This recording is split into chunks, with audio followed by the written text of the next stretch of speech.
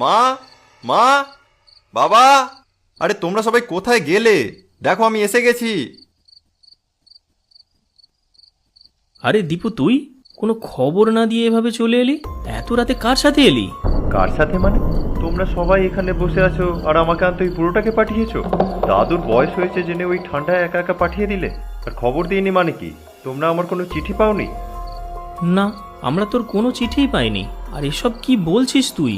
তোকে বাবা আনতে গিয়েছিল মানে? আরে কি ব্যাপার, তোমরা সবাই একবারে আকাশ থেকে পড়লে মনে হলো? এসব কি বলছিস বাবা?